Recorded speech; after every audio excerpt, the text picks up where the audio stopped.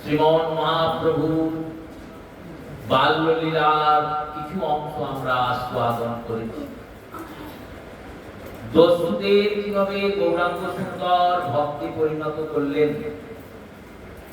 সেইটির আস্বাদন আমরা পূর্বদিন করেছি।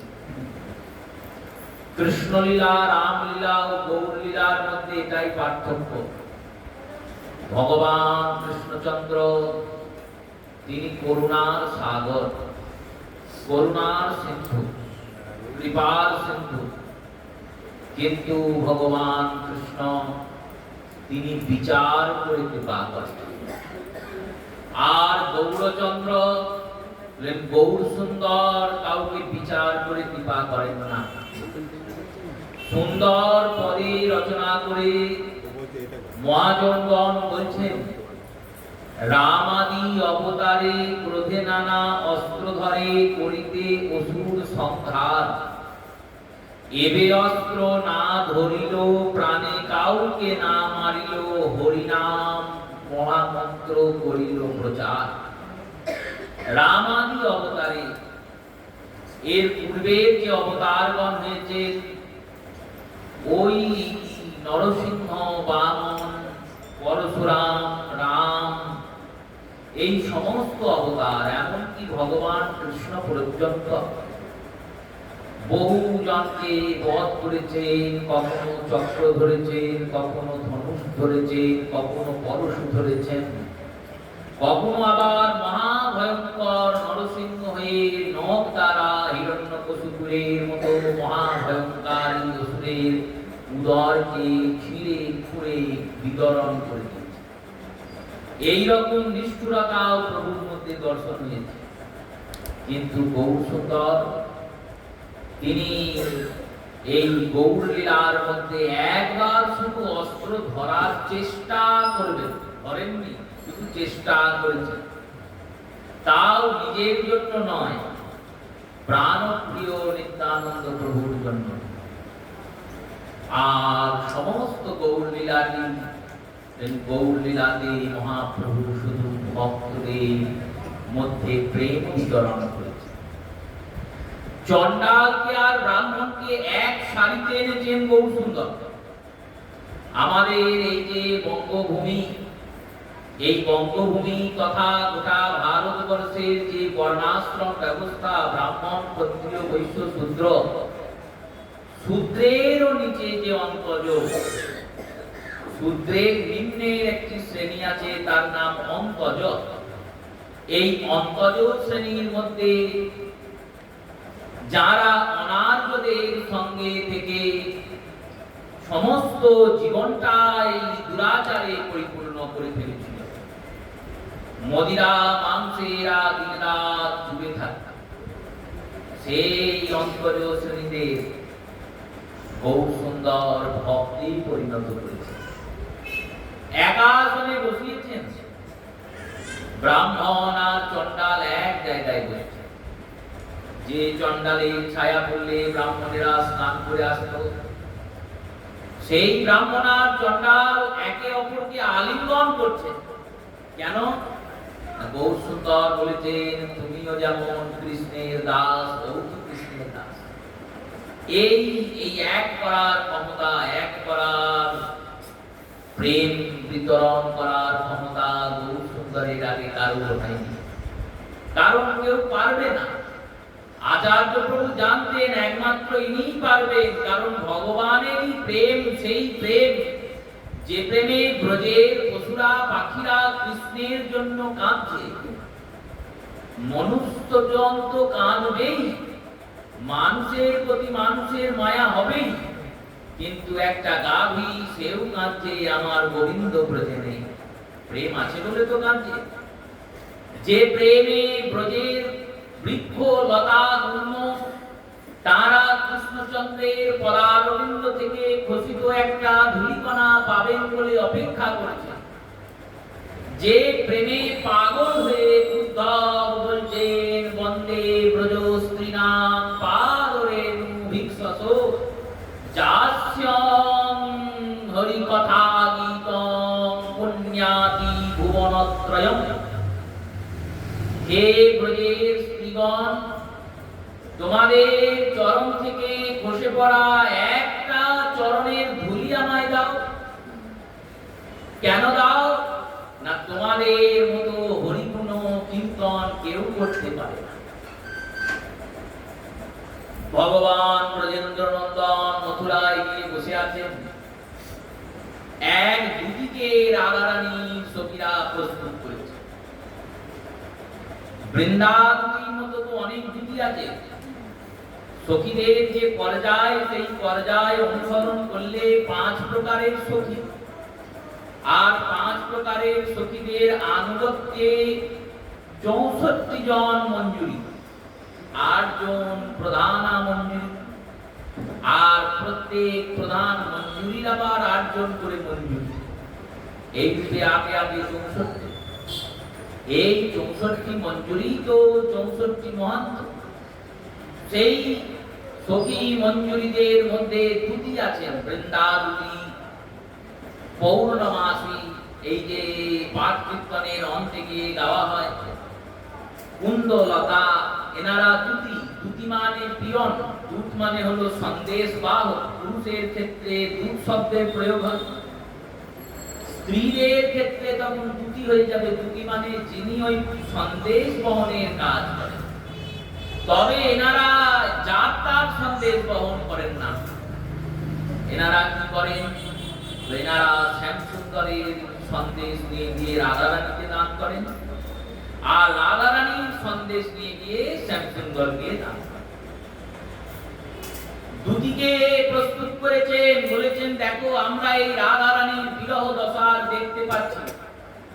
স্বর্ণ প্রতিমামান স্বর্ণ পর্বতাময় শ্রীমতী রাধিকা দিন রাত কাঁদছেন, আর কেঁদেই চলেছেন। সখীদের বলে চলেছেন, মরিব মরিব সই নিশ্চয় মরিব, কানু হেন বননিধি কালে বাঁধিব। আমি যখন মরে যাব তখন মরতেই পারি, কিন্তু এই কৃষ্ণকে কাকে দিয়ে যাব? শোন, যদি আমি মরে যাই তাহলে আমার এই শরীরটাকে যেন পুড়িয়ে দিস না। তাহলে না পোড়ায় রাই অঙ্গ, না ভাসায় জলে, মরিলে তুলিয়া রেখো তমালের ডালে। আমি যখন মরে যাব তখন তমালের ডালে যেন আমার ঝুলিবে। সখীরা বলছেন কেন রে, এটা কেন করবো? বললো আমি তমাল খুব ভালোবাসি। তো কেন ভালোবাসি? তমাল গাছের মধ্যে কি এমন আছে যে তুমি তাকে ভালোবাসো?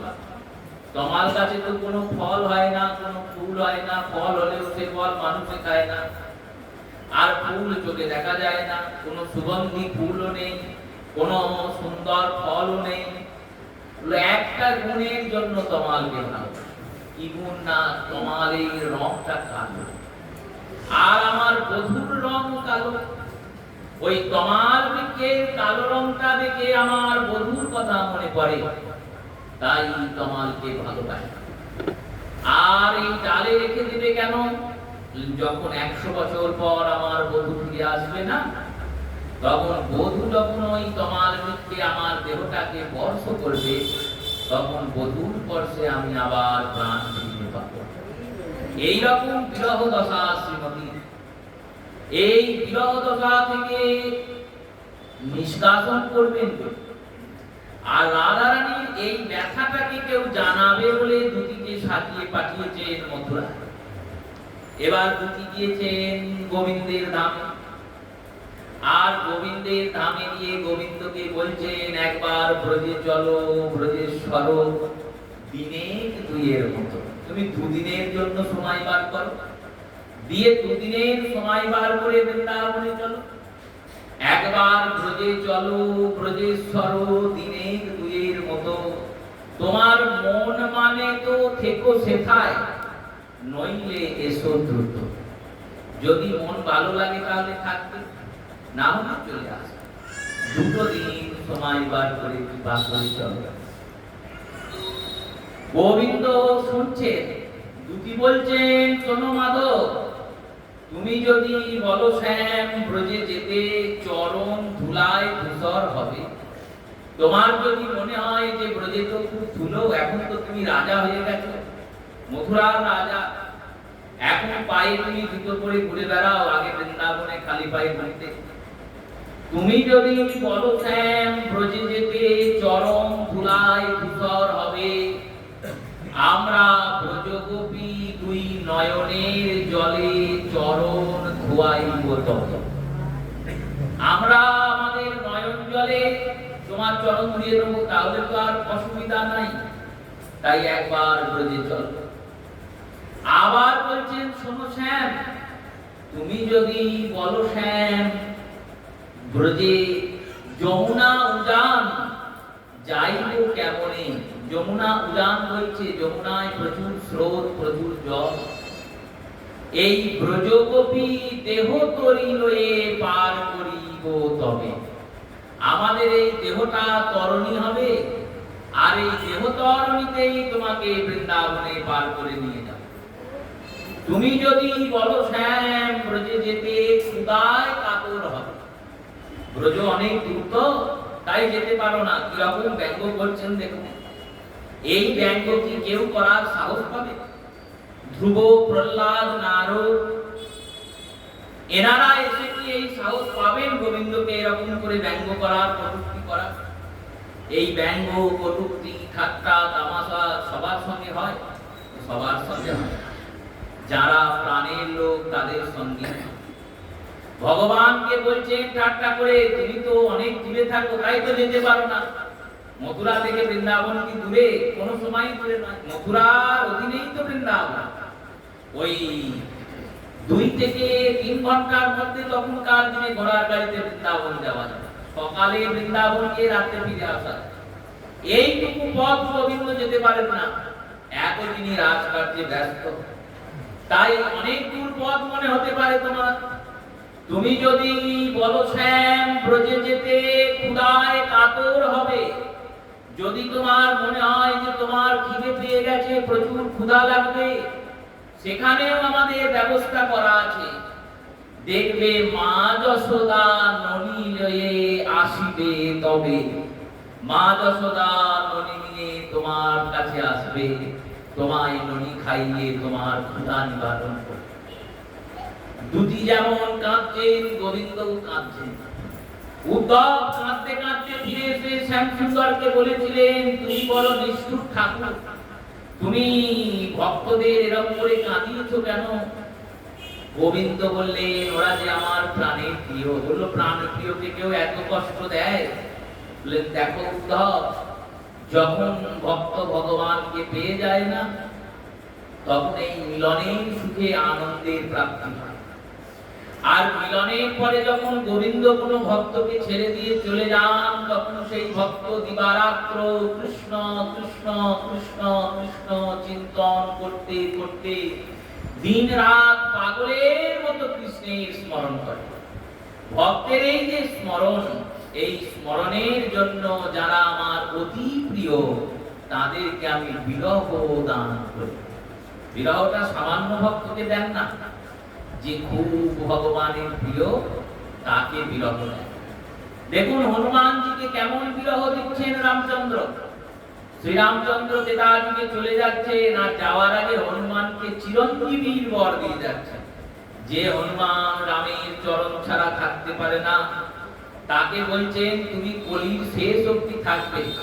আর প্রভু তুমি কোথায় যাবে? বললো, আমি আমার ধামে চললাম। হনুমান বলছেন, আমি তাহলে থাকবো কি করে? আমি যে তোমায় না দেখে থাকতে পারি না, আমি যে তোমার সেবা ছাড়া থাকতে পারি না। ভগবান রাম বললেন, দেখো সেবাও দিচ্ছি আর দেখার ব্যবস্থাও করে দিচ্ছি। সেবা কেমন দিলেন না, যত ভক্ত আছে এই ভক্তদের সেবাটাই রামের সেবা। আমার সেবা করেই যে সেবা হবে তা তো নয়, আমার ভক্তদের সেবা করলেই রামচন্দ্রের সেবা হবে। আর যেখানেই হরি কথা হবে সেখানে গেলেই তুমি আমাকে দেখতে পাবে। কারণ যত্র মদভক্তা গায়ন্তি তত্র তিষ্ঠামি নারদা।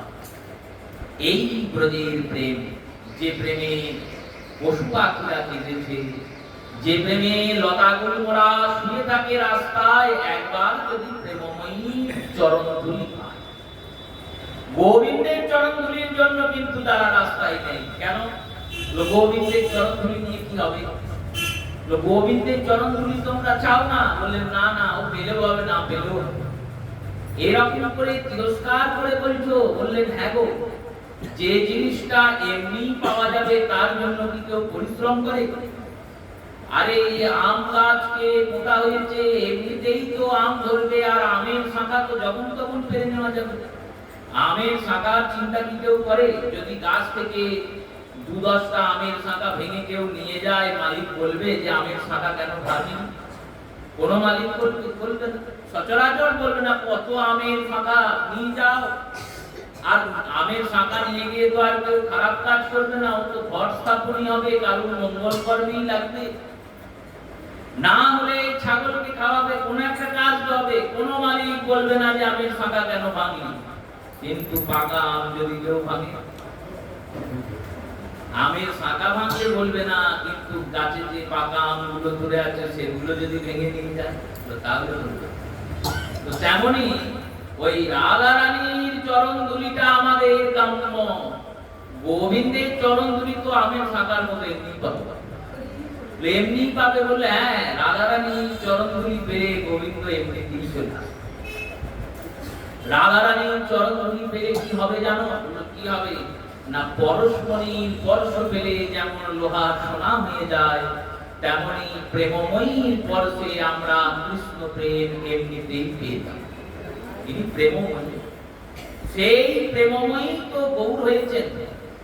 ওই রাধা ভাব কান্তি ধরি, রাধা প্রেমাগুণ করি, তাই গৌরের স্পর্শে দস্যুরাও প্রেমিক হয়ে গেল, দস্যুরাও ভক্ত হয়ে গেল। তারা দিন রাত হরি নাম করে। ছোট্ট গৌরের কাছে এসে প্রতিদিন জিজ্ঞেস করে, আজকে আমাদের একটা কথা শোনাও। মহাপ্রভু খুব সুন্দর করে কৃষ্ণ কথা শোনান। এইতে প্রভুর লীলা চলছে। মিশ্রের বাড়িতে জগন্নাথ মিশ্রের গৃহে আজ এক ব্রাহ্মণ এসে উপস্থিত হয়েছে। তার কাছে একটি গোপাল আছে। এই গোপাল বিগ্রহ এখনো আছে নবদ্বীপ ধামে, সেটি তো অনেক গোপাল বিগ্রহ। এই গোপাল বিগ্রহ নিয়ে এসে উপস্থিত হয়েছেন ব্রাহ্মণ। ছোট্ট গোপালকে নিয়ে গোপাল মন্ত্রে দীক্ষিত, বাৎসল্য রসের সেবা করেন, আর ব্রাহ্মণের গৃহে গিয়েই ভোজন করেন ও করান। এনার কাছে গোপাল বিগ্রহকে নিয়ে চলাচল আজকের নিয়ম নয়, বহুদিনের নিয়ম। কিন্তু নিয়মগুলো জেনে নিয়ে চলাচল করতে হবে। যেমন শ্রী জগন্নাথ দেব মন্দির থেকে বাহির হন, শ্রী রাধাকান্ত, নিতাই চাঁদ বা অন্যান্য বিগ্রহ চাঁচর করতে, দোল করতে, কোন কোন স্থানে রাসে, শান্তিপুরে রাসে রাধারানী গোবিন্দ বের হন। বিভিন্ন কারণে, এমনকি অনেক বিগ্রহ পরিক্রমা করতেও বের হয়। কিন্তু বিগ্রহ নিয়ে বের হচ্ছেন যারা, তাদের একটা নিষ্ঠার সঙ্গে বের করে। সর্বপ্রথম নিষ্ঠা হচ্ছে, বিগ্রহ যারা বহন করছেন তাদের চরণে পাদুকা থাকলে হবে না, পায়ে জুতো দিয়ে কিন্তু ঠাকুর নেওয়া যায় না। ওই পাদুকাটাকে প্রথম খুলতে হবে। দ্বিতীয় হলো যতটা পারা যায় শুদ্ধ বস্ত্র, শুদ্ধ আহারকারী ব্যক্তি বিগ্রহকে স্পর্শ করবে। কারণ বিগ্রহের সর্বস্পর্শে বিগ্রহের মধ্যে দোষ লাগে। সেই দোষ লাগলে কি হয়, দূষিত হয়ে যায় বিগ্রহ। সেই বিগ্রহকে যদি শোধন না করা হয় পঞ্চগব্য পঞ্চামৃত দিয়ে, তাহলে ওই অপরিশোধিত বিগ্রহের মধ্যে ভূত প্রেত পিশাচ এসে বাস করে। স্কন্দ পুরাণের যে বর্ণনা, যে বিগ্রহের অর্চনা ঠিকঠাক হয় না বা অর্চনা বন্ধ থাকে, সেই বিগ্রহের মধ্যে ভূত প্রেত পিশাচ এসে বাস করে। সেই রূপে বিগ্রহ নিয়ে চলাফেরা আগে উচিত, কিন্তু আগে কোন জন বালুকা পরে বিগ্রহ নিয়ে চলতেন না, ফিরতেন না। কোন ব্যক্তি ট্রেন, বাস বা কোনো যানবাহনে করে বিগ্রহ নিয়ে যেতেন না। যদি যেতেন গো শকটে যেতেন। গো শকট গরুর গাড়ি, সেই গরুর গাড়িতে কোনো অশোধিত বস্তু ব্যবহার হয় না। জগন্নাথের কি পয়সার অভাব আছে? জগন্নাথ তো চাইলেই একটা বড় সড়ো লরির মতো গাড়ি কিনতে পারে, সেই গাড়িতেই জগন্নাথকে নিয়ে যাওয়া যেতে পারে, কিন্তু তা তো কোনোদিন হয়নি আজ অব্দি। কাঠ দিয়েই রথ নির্মাণ হয়। কেন? রূপো দিয়ে করতে পারে, লোহা দিয়ে করতে পারে, কাঠ দিয়েই কেন বললেন? কাষ্ঠ দিয়ে নির্মাণ এই কারণে হয়, যখন ভূমির উপর কাষ্ঠ চলবে তখন ওই কাষ্ঠের মধ্যে কোনো অপবিত্রতা নেই, তাই সেই পবিত্রময় রথ করে জগন্নাথ যাবে। আবার রথটাকে গাড়ির মতো করে তৈরি করে দিল হয়। জগন্নাথের রথটা কি গাড়ির মতো দেখতে? বললো না না, মন্দিরের মতোই দেখতে। কারণ ভগবান মন্দির ছাড়া থাকেন না। যে মন্দিরে জগন্নাথ দেব আছেন সেই মন্দির যেমন দেখতে, যেমন তার সুউচ্চ চূড়া, চূড়ার উপর চক্র, চক্রের উপর ধ্বজ, তেমনি ভ্রাম্যমান মন্দির হচ্ছে রথ। রথটা কেমন? বললো ভ্রাম্যমান মন্দির। এই ভ্রাম্যমান মন্দির হওয়ার জন্য যখন জগন্নাথ দেব রথে যাত্রা করেন, রথের কিছু নিয়ম আছে। সর্বপ্রথম নিয়ম, সূর্যাস্তের পর রথ আর চলে না। আমাদের দেশের রথের মতো কিন্তু জগন্নাথের রথ নয়। আমাদের দেশে তো রাতেই রথ বেরোয়, বিকালে বেরোয়, সারা রাত ঘুরছে রথ, একবার এদিকে যাচ্ছে একবার ওদিকে যাচ্ছে, হরিনাম করতে করতে। যাই হোক, প্রভুর একটা আনন্দ উৎসব হয়, ভক্তদের আনন্দ আদি প্রাপ্তি হয়। কিন্তু নিষ্ঠার বিচার করতে গেলে জগন্নাথ দেবের রথ সূর্যাস্ত হয়ে গেলে সেখানেই দাঁড়িয়ে থাকে। ওই রথে ভোগ প্রভুর যেমন মন্দিরে হয় তেমনই ওই রথে ভোগ হয়। মন্দির থেকে ভোগ যায়, গিয়ে রথে ভোগ হয়। প্রাতকালীন দর্শন পেলে দেখবেন ওই রথেই প্রভুর মঙ্গলারতি, স্নান, শৃঙ্গার সব কিছু করা। কেন হয়? বলল এই রথটা ভ্রাম্যমান মন্দির বলে। মন্দিরই ভ্রাম্যমান, কাঠের চাকা, তাই কাঠের চাকার গাড়ি হলে সে গাড়িতে গোবিন্দ নিয়ে যাওয়া যাবে। গরুর গাড়ির চাকাও কাঠের, সেই গরুর গাড়িতে করে আগেকার দিনে লোক এখান থেকে ওখানে যেত। আর গরুর গাড়িতে যাজনা কে করছে? গরু, গাভী, বৃষ। এই বৃষ হচ্ছে ধর্মের প্রতীক, তাই বৃষের যে গাড়িটা সেটা ধর্মের গাড়ি। এত কিছু ভাবনা চিন্তা আমরা করি? করি না। একটা ভালো ঝুড়ি দেখলাম, কিনে নিয়ে এলাম, তাতে গোপাল বসালাম, দিয়ে আমিও চললাম, গোপাল চললাম। অনেক নিয়ম আছে, সেই নিয়মগুলোকে মেনে বিগ্রহকে নিয়ে যাওয়া আসা করা হয়। গোপাল নিয়ে তীর্থের ব্রাহ্মণ এসেছে, যেমন নিতাই চাঁদের কাছে বিগ্রহ থাকতো। কি কি বিগ্রহ? বললো মাথার উপরে শ্রী যন্ত্র, ত্রিপুরা সুন্দরী যন্ত্র, নীলকণ্ঠী মাথার উপরে। এই ত্রিপুরা সুন্দরী যন্ত্র আর নীলকণ্ঠী শ্যাম সুন্দর মন্দিরে এখন সেবা হয়। আর গলায় থাকতো নাম ব্রহ্ম আর নৃসিংহ শিলা। এই নাম ব্রহ্ম আর নৃসিংহ শিলাটি নিত্যানন্দ প্রভু পানিহাটির উৎসবে তার শিষ্য ধনঞ্জয় পণ্ডিতকে দিলেন। দ্বাদশ শালগ্রাম পেয়েছিলেন গোপাল ভট্ট গোস্বামী গৌণ্ডকী নদীতে স্নান করতে গিয়ে। 12টা শালগ্রাম শিলা, 12টা শালগ্রাম শিলাকে একটা পুঁটুলিতে ভরে গলায় ঝুলিয়ে তিনি হাঁটতে হাঁটতে এসেছেন বৃন্দাবন। যেখানে তার লঘু সংখ্যা, দীর্ঘ সংখ্যা আদি, যেখানে তিনি স্নানাদি করবেন, শৌচাদি করবেন, সেখানে ওই শালগ্রাম আদিতের গাছের ডালে ঝুলিয়ে বা কোন ব্রাহ্মণ বাড়িতে রেখে বা কোন ব্যক্তিকে ধরিয়ে দিয়ে স্নানাদি করে তারপরে সে পুনরায় তাকে ধারণ করে। এইরকম নিষ্ঠাটা থাকতে হবে। আর আমরা এখন ট্রেনে বাসে যাচ্ছি, সেখানে কি হয়েছে? বললো সেখানে ট্রেনে বাসে যে সিটে আপনি বসেছেন হয়তো তার কিছুক্ষণ আগে বিধর্মী কেউ বসেছিল। সেই বিধর্মী হয়তো অখাদ্য কুখাদ্য কিছু খেয়েছে, সেই সিটে গিয়ে আপনি বসলেন, আপনার কোলে গোপাল বসলো, নিষ্ঠাটা থাকলো। এবার যদি প্রশ্ন জাগে যে ভক্তরা বলবেন ভগবানকে কাছছাড়া করবো কেন? আরে ভগবান কাছছাড়া নয়। মহাপ্রভু এই কারণে বলেছে নরোত্তম, যেই জন কৃষ্ণ ভজে সে বড় চতুর। আপনি যে জপমালিকাটি নিয়ে যাচ্ছেন সঙ্গে করে, ওটাই তো ভগবান। ওই জপমালিকা কাছে আছে মানেই ভগবান আছে। বললো যার জপমালিকা হয়নি তাকে গুরুদেব কৃষ্ণ মন্ত্র দিয়েছেন। হৃদয়ে কৃষ্ণ মন্ত্র আছে মানেই কৃষ্ণ আছে। এই গুরুত্বটা, এই অনুভবটাই আমরা করতে পারি না। আর যিনি মন্ত্র পাননি, বললো তার হৃদয়েও তো গোবিন্দ বসে আছে। গোবিন্দ তো কার হৃদয় ছাড়া নেই। কত সুন্দর ভাবে পদকর্তা বলছেন, সহস্র মুকুরে যেমন জয়ীছে দর্শন, তেমনি কৃষ্ণের সদা করুণ পরীক্ষণ। একটা আয়নার ঘরে যদি একটা লোক দিয়ে দাঁড়ায়, একটা ঘর যে ঘরে চারিদিকে শুধু দর্পণ আর দর্পণ, আয়না আর আয়না, সেই ঘরের মাঝখানে গিয়ে যদি একজন ব্যক্তি দাঁড়ান, কি হবে? বললো যত আয়না তত প্রতিবিম্ব উঠবে। এই অত প্রতিবিম্ব যেমন উঠছে, প্রতিবিম্ব উঠলেও বিম্ব কোনটা, লোক কটা, ওই অতগুলো বললেন না, একটাই লোক। তেমনি গোবিন্দ একজন, তিনি বহুজন হয়েছেন বলে প্রত্যেক জীবের হৃদয়ে আত্মা রূপে, দর্পণ রূপে, আয়নার মধ্যে সে দাঁড়িয়ে গিয়েছেন। আমরা প্রত্যেকের হৃদয়ে গোবিন্দ বাস করেন। এই অনুভবটা আমাদের মনে। সেই ব্রাহ্মণ সে উপস্থিত হয়েছেন, তার নিয়ম, তিনি ব্রাহ্মণ গৃহে গিয়ে ছাড়া অন্য গৃহে যান না। ব্রাহ্মণের মধ্যে সাত্বিক ব্রাহ্মণ, সবার ঘরে যান না। যে ব্রাহ্মণ প্রসাদ ভোজন করে, বাড়িতে দেব সেবা আছে, এই ধরনের গৃহ খুঁজতে খুঁজতে মিশ্র পুরন্দরের ঘরে জগন্নাথ মিশ্র তাকে গঙ্গা স্নান করছিলেন। তিনি সমস্ত কথা বলেছেন।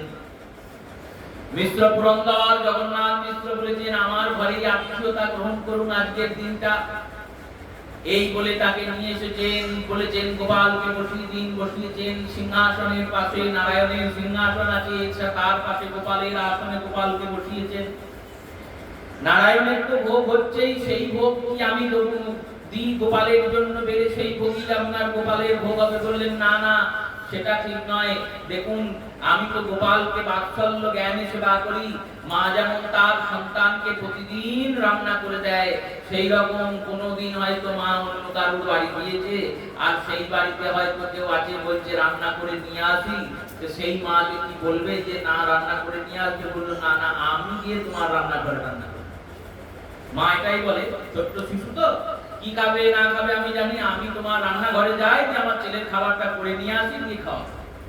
তেমনি আমরা যেখানে যাই সেখানে আমি সপাকে ভগবানের জন্য রন্ধন করি, সেই সপাকে রন্ধিত বস্তুই গোপালকে দিই, আর তার প্রসাদ আমি।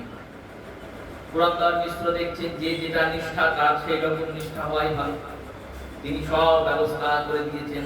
জগন্নাথ মিশ্র সমস্ত ব্যবস্থা করে দেওয়ার পর তিনি মনের আনন্দে গোবিন্দের জন্য রন্ধন করছেন, পাক করছেন, আর বলছেন মনে মনে, শ্রীকৃষ্ণ গোবিন্দ হরে মুরারি, হে নাথ নারায়ণ বাসুদেব।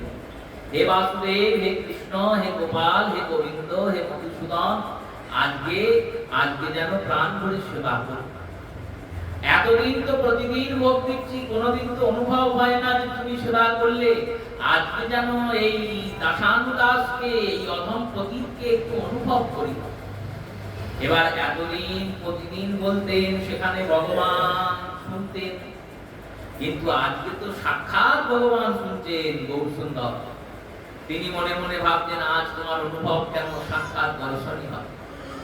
রান্না বান্না করেছেন সেই ব্রাহ্মণ, ভোগের পারস সহ্য করেছেন, সহ্য করে নিয়ে সে গোপালের সামনে দিয়েছেন, তুলসী দল দিয়েছেন। তুলসী দল দিয়ে গোপালকে বলছেন, প্রাণ গোপাল, এসো বাপ, সেবা করো। এই যেই বলেছেন, চোখ বুঝে বুঝে গোপালের চিন্তা করছেন। এটাই চিন্তন। ভোগ পূজা অর্চনা, এই ভোগ পূজা অর্চনা স্মার্ত মতের সঙ্গে বৈষ্ণব মতের এইখানেই পার্থক্য। স্মার্ত মতে মন্ত্রের উপর জোর দেওয়া হয়, মন্ত্রটা ঠিক হতে হবে। ভোগের সময়, অর্চনার সময় যে যে মুদ্রার দর্শন করাতে বলা হয়েছে, সেই মুদ্রার দর্শন করাতে হবে। যে যে ন্যাস করতে বলা হয়েছে, সেই ন্যাস করতে হবে। তবেই দেব বা দেবী সেই পূজা বা ভোগ গ্রহণ করবেন। এটা স্মার্ত সিদ্ধান্ত। আর বৈষ্ণব সিদ্ধান্ত কেমন? বৈষ্ণব সিদ্ধান্ত করে দিয়েছেন এই স্মার্তদের আচার্য। দেখুন, স্মার্ত মত যেটা নিয়ে চলছে, তার যিনি আচার্য, স্মার্ত মতের 5টা উপাস্য দেবতা। এই 5টা উপাস্য দেবতার মধ্যে প্রথম উপাস্য দেবতা হচ্ছেন গণপতি, মানে গণেশ। দ্বিতীয় উপাস্য দেবতা বিষ্ণু, তৃতীয় উপাস্য দেবতা শিব, চতুর্থ দেবী হচ্ছেন দুর্গা, আর পঞ্চম হচ্ছেন সূর্য। এই পঞ্চদেবের উপাসনায় স্মার্ত মতের মূল সিদ্ধান্ত। এই 5 জনের মধ্যে প্রথম কার পূজা হয়? গণেশের। এই গণপতি ইনি সিদ্ধান্ত করছেন নারদ পঞ্চরাত্রমে। নারদ পঞ্চরাত্রমে বললেন, মূর্খায় বদতি বিষ্ণায় বুধৌ বিষ্ণবে তথা দৌ সমচারিত তত্ত্বেন ফলেও দাতা স্বয়ং হরি যত্রাপি ত্রুটিরং মন্ত্রে ভাবগ্রাহী জনার্দন। বললেন, এক মূর্খ ব্যক্তি তিনি বিষ্ণায় নমঃ বলে ভগবান বিষ্ণুর পাদপদ্মে শালগ্রামে বা গোবিন্দের চরণে ফুল তুলসী দিচ্ছেন, ভোগ নিবেদন করছেন বিষ্ণায় নমঃ বলে। আর যিনি বিদ্যান তিনি বিষ্ণবে নমঃ বলে ফুল তুলসী দিচ্ছেন। কৃষ্ণের ক্ষেত্রে দ্বিবচনে কৃষ্ণায় হয়, বসুদেবের ক্ষেত্রে দ্বিবচনে বাসুদেবায় হয়, মধুসূদনের মধুসূদনায় হয়, সবই হয়। কিন্তু বিষ্ণুর ক্ষেত্রটা ব্যতিক্রম, সেখানে বিষ্ণুর ক্ষেত্রে বিষ্ণবে হয়। বিষ্ণায় শব্দ যদি উচ্চারণ করা হয় মন্ত্রে, ওটা ভুল। বিষ্ণায় নমঃ বলে কোনো শব্দ হয় না, বিষ্ণবে নমঃ। তে সংস্কৃত ব্যাকরণের ব্যাপার, যে পণ্ডিত সে জানে সে ঠিক বলছে, আর যে ভুল বলছে, বিদ্যান নয়, যে মূর্খ সে ভুল বলছে। সে জানে কৃষ্ণায় নমঃ যেমন হয়, বিষ্ণায় নমঃ তেমন। গণেশ বলেন দুজনেই ঠিক বলছে আর দুজনেই ভুল বলছে। কেন? দুজনেই ঠিক বলছে, দুজনেই ভুল বলছে, কারণ ফলটা তো দান করবেন ভগবান বিষ্ণু, ভগবান হরি। দুজনেই তো ভগবানকে ডাকছে। আর ভগবান মন্ত্র শুনে বিচার করেন না, তাহলে ভগবান মন অনুযায়ী বিচার করেন, কারণ তিনি ভাবগ্রাহী। ভাবটা কেমন আছে? যিনি বিষ্ণবে নমঃ বলছেন তার যদি গোবিন্দের প্রতি ভাব না থাকে, তাহলে ভগবানকে ওই পাহাড় সমান তুলসী দিলেও ভগবান তার দিকে গ্রহণ করবেন। আর যিনি বিষ্ণায় নমঃ বলছেন তার প্রতি হৃদয়ে আরতি থাকে, করুণতা থাকে, আকুলতা থাকে, তাহলে ওই ভুল মন্ত্র বলা সত্ত্বেও ভগবান নিজে ওই তুলসী দল গ্রহণ করবেন, কারণ তিনি ভাবগ্রাহী। তাই আমাদের যে বৈষ্ণবীয় পূজা প্রণালী অর্চনা, সেখানে মন্ত্রের সঙ্গে সঙ্গে, মন্ত্র যদি নাও জানেন তাতেও ক্ষতি নেই, মন্ত্র জানতেই হবে পুজো করতে গেলে, এমন কোনো ব্যাপার নেই। মন্ত্র জানার আগে মনটা গোবিন্দকে দিতে হবে, এটা হলো মন্ত্র। মহাপ্রভুকে যদি কেউ গৌর সুন্দর তুমি খাও বলে দেয়, তাও যদি প্রাণ ভরে দেয় গৌর সুন্দর খাবে। আর যদি আপনি গৌরাঙ্গের বীজ মন্ত্র, গৌরাঙ্গের গায়ত্রী জপছেন, খুব তারে অং বং চং করছেন, সকাল থেকে আঙুল ফুটিয়ে ফুটিয়ে ন্যাস দেখাচ্ছেন, মুদ্রা দেখাচ্ছেন, অথচ মনে গৌরের প্রতি কোনো ভক্তিই নেই, তো গৌর সুন্দর ফিরেও তাকাবে। এইরকম তো প্রভু। তাই ব্রাহ্মণ প্রাণ ভরে ডাকছে আর বলছে, হে গোপাল তুমি এসো, এসে আমার এই ভোগ গ্রহণ করো। চোখ মুজে গোপালের চিন্তা করছে, এটাই বিধি। যখন ভোগ হয়ে যায় না, প্রভু ভোগে বসে যান, তখন ভোগে বসে যাওয়ার পর বাইরে এসে দেখবেন পূজক বসে থাকে। এবার আমার মতো মূর্খ লোক বলে সে গল্প করতে লাগবে, ওর সঙ্গে গিয়ে চা খেতে থাকবে, ওর কাছে গিয়ে ঘুমিয়ে পড়বে, ওইখানে গিয়ে শুয়ে পড়বে, এইসব করবে। কিন্তু যিনি সত্যিকারের ভক্ত তিনি কি করেন? বললো মন্দিরের বাইরে এসে চুপ করে বসে থাকবেন বা মালা হাতে দিয়ে জপ করেন। কেন করেন? চিন্তা করেন আমার প্রভু মনের আনন্দে সিংহাসন থেকে নেমে প্রাণ ভরে সেবা। লীলা বিকাল সত্য তো, এককালের সত্য নয়। ভূত ভবিষ্যৎ বর্তমান তিন কালের সত্য লীলা। আর গৌর লীলা তো আর ত্রিকাল সত্য গৌর লীলা। এই ত্রিকাল সত্যতার বিচার দেখুন। গৌরীদাস পণ্ডিত পায়চারি করছেন, বৃদ্ধ হয়ে গেছেন, বয়স হয়ে গেছে, অম্বিকা নাল্লার। আর তার শিষ্য ভক্ত পুষ্য পুত্র, যিনি গদাধর শাখা থেকে আগত, পুষ্য নিয়েছেন হৃদয়ানন্দকে। এই হৃদয়ানন্দকে পুষ্য নিয়েছেন। সেই হৃদয়ানন্দ তিনি মন্দিরে প্রভুকে ভোগ দিয়ে এসে বসে আছেন বাইরে। গৌরীদাস বলছেন, কি ভাবছ মনে মনে? হৃদয়ানন্দ বলছেন, প্রভু ভোগ গ্রহণ করছেন, ভোজন বিলাস চলছেন, তাই ভোগের সেটাই ভাবছ। কি ভাবছ? ভাবছি প্রভু লয়ে এক রাশি করেতে ধরিয়া, খাও খাও বলি দেয় নিতাই বদনে তুলিয়া। মনে মনে ভাবছি মহাপ্রভু এক গ্লাস নিয়েছেন আর নিতাইকে বলছেন, খাও হে আমার প্রাণের ভাই, তুমি তো ব্রজের ব্রজের বলা, ধরো ধরো বলবো না। আর এ জীবনে ভুল আর হবে না, একবার ভুল করেছি। ধরো বলেছিলাম বলে তুমি 14 বছর ফল ধরে দাঁড়িয়েছিলে। লক্ষ্মণকে রাম প্রতিদিন ফল পাড়তেন আর পেরে সীতার ভাগটা নিতেন ভরে ঝোলায়, নিজের ভাগটা ঝোলায় ভরে নিতেন, আর লক্ষ্মণের হাতে ফলটা নিয়ে বলতেন, এটা তুমি ধরো, মানে এটা খেও। সেটা বলতেন না, কি বলতেন? এটা ধরো। আর লক্ষ্মণ ভাবতেন যে আমাকে ধরতে বলেছে, খেতে তো বলেনি। তাই তিনি যোগের দ্বারা ওই ফলকে অতি ছোট করে নিজের কর্পসের মধ্যে, তীরের খাপের মধ্যে ভরে রেখে দিতেন। এবার 14 বছর বনবাস পার করে রামচন্দ্রের রাজ্যাভিষেক হচ্ছে। আর রাজ্যাভিষেকে রামচন্দ্র বসেছেন, বামে সীতা দেবী বসেছেন, ভরত শত্রুঘ্ন চামর নিয়ে দুই দিকে দাঁড়িয়ে ঝোলাচ্ছেন। লক্ষ্মণ ধরেছেন ছাতা, ছত্রটা তো লক্ষ্মণ ধরেছেন। এই ছাতা ধরতে গিয়ে লক্ষ্মণ একটু টলে গিয়েছেন একটুখানি। যেই টলে গিয়েছেন, রাম বলছেন, কি ব্যাপার ভাই, তোমার কি শরীর খারাপ করছে? লক্ষ্মণ বলছেন, না না কিছু হয়নি, ঘুম চলে এসেছে। এই ব্যাপার, তোমাকে আমি কোনোদিন ঘুমতে দেখিনি, এখন কি করে ঘুম এলো? দাদা 14 বছরের ঘুম জমা আছে তো। 14 বছর আমি ঘুমাইনি, 14 বছর আমি কোনো নারীর মুখ দর্শন করিনি, আর 14 বছর আমি কোনোদিন খাইনি। রাম বললেন, এত বড় মিথ্যা কথা এই রাত সবাই দাঁড়িয়ে বলছো? আমি প্রতিদিন তোমাকে ফল দিয়েছি, খাইয়েছি। মা সুমিত্রা শুনলে বলবে কি যে ভাইকে নিয়ে গিয়েছিল বনে আর 14 বছর ধরে না খাইয়ে রেখে দিয়েছিল? আমি প্রতিদিন তোমার হাতে ফল ধরিয়ে দিয়ে এসেছি। লক্ষ্মণ বলছেন, হ্যাঁ ধরিয়ে দিয়ে এসেছেন, খেতে তো বলেন না। তাই খেতে বলেননি বলে 14 বছর আমি ফল খাইনি। প্রমাণ দিতে পারবেন? বললেন, হ্যাঁ পারবো। গুরুদেব বিশ্বামিত্র যে যোগ ফল আমাদের দান করেছিলেন, সেই যোগ বলে ফলগুলোকে সরষের দানার মতো তৈরি করে আমি আমার তুনিরের ভিতর ভরে এসেছি। আর সেই অক্ষয় তুনির আছে লঙ্কার ভিতরে একটি স্থানে গুহার মধ্যে। হনুমানকে বললেন, যাও গিয়ে খুঁজে নিয়ে এসো। হনুমানজি খুঁজে নিয়ে এলেন তুনির। হনুমান ভাবতে আমাকে পাঠিয়েছে একটা তুনির আনতে, কর্পস আনতে, একটা তীরের খাপ আনতে, আমি যাচ্ছি।